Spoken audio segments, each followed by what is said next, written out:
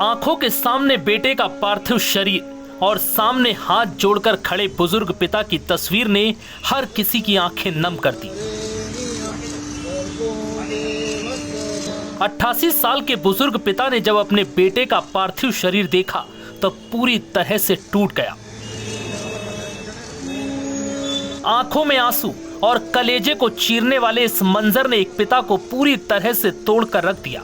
सुमित के पिता की आंखों में सिर्फ आंसू नहीं है, बल्कि अधूरी उम्मीदें, टूटा गर्व और एक अनसुना चीखता सवाल भी है। जो बेटा कल तक इस बूढ़े पिता का सहारा था, जिस बेटे की गोद में पिता आखिरी सांस लेना चाहते थे, अब वो बेटा पिता से पहले ही इस दुनिया को अलविदा कह गया। दरअसल बीते गुरुवार को अहमदाबाद में हुए प्लेन क्रैश में मारे गए कैप्टन सुमित सभरवाल का जब पार्थिव शरीर उनके घर मुंबई पहुंचा तो हर किसी की आंखें नम हो गई।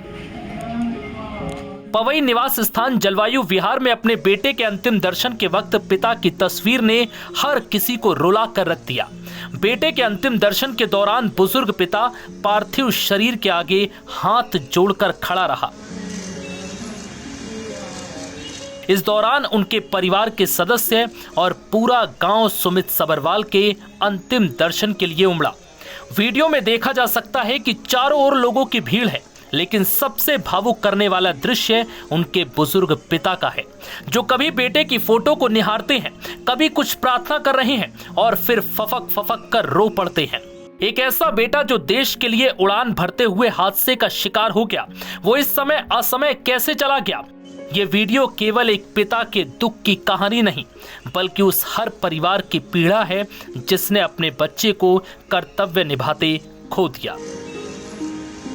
अहमदाबाद प्लेन क्रैश में जान गंवाने वाले कैप्टन सुमित सभरवाल की अंतिम यात्रा में पिता के दृश्य ने हर किसी के दिल को चीर कर रख दिया, आंखें नम कर दी। उनके कांपते होंठ, आंखों से बहते आंसू और झुकी हुई देह एक पिता के उस दर्द को बयां कर रही थी जिसे शब्दों में पिरोना शायद नामुमकिन है। अंतिम दर्शन के बाद सुमित सभरवाल का चकला शमशान घाट पर अंतिम संस्कार किया गया। सुमित सभरवाल उस दर्दनाक हादसे का हिस्सा थे जिसमें 12 जून को अहमदाबाद एयरपोर्ट के पास एक यात्री विमान क्रैश हो गया था। इस हादसे में कुल 241 लोगों की मौत हुई थी, जिसमें 12 क्रू मेंबर्स शामिल थे। मुंबई निवासी सुमित सभरवाल उस फ्लाइट के पायलट थे और उन्होंने आखिरी वक्त तक विमान को संभालने की कोशिश की। विमान के एक मेडिकल कॉम्प्लेक्स में दुर्घटनाग्रस्त होने से विमान में सवार एक यात्री छोड़कर सभी की मौत हो गई, जबकि 29 अन्य लोग जो जमीन पर थे उनकी भी मौत हो गई। डीजीसीए ने बताया कि विमान ने 12 जून को अहमदाबाद से रनवे 23 से 1:39 पर उड़ान भरी थी।